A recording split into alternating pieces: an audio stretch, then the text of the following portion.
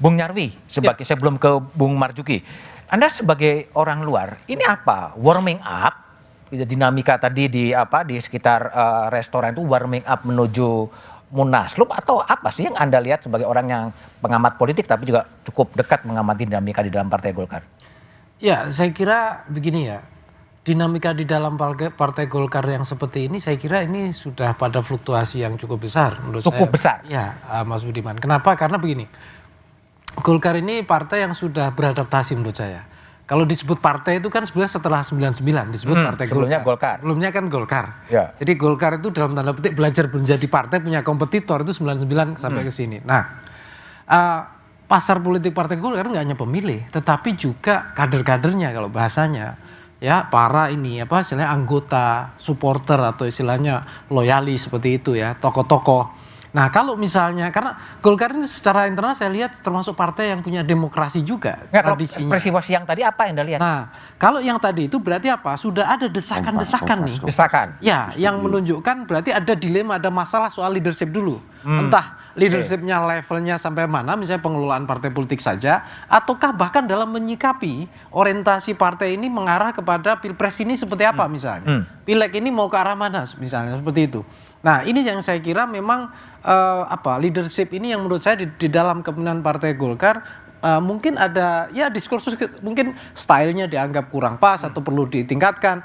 Kalau kita lihat tadi dari statement setelah Pak Luhut ya, terus juga statement yang lain sebelumnya Pak Ridwan juga, itu kan juga sebenarnya secara tidak langsung saya lihat improvement leadership dari kepemimpinan Pak Erlangga itu perlu ditingkatkan, kira-kira gitu. Baik, oke. Bung Marzuki, gimana Bung Marzuki lihat dinamika yang terakhir ya, semuanya Bahlil, Bang Luhut, semuanya berbicara sampai tadi ada warming up sampai terjadi kekisruan antar kader-kader Golkar.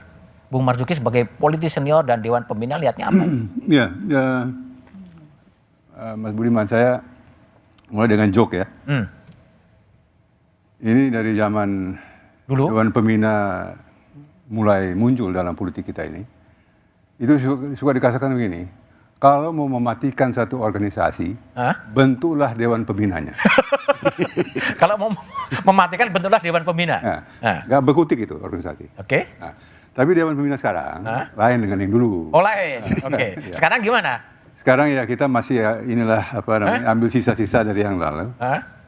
Dewan Pembina sekarang ini lebih sifatnya memberi saran, advice ya.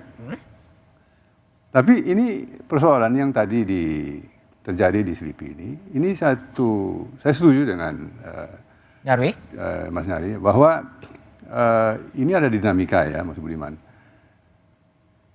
Tapi gambar besarnya nih dulu ya, bahwa negara kita atau bangsa kita ini selama 50 tahun terakhir itu mengalami proses depolitisasi. Depolitisasi? Ya, secara menyeluruh.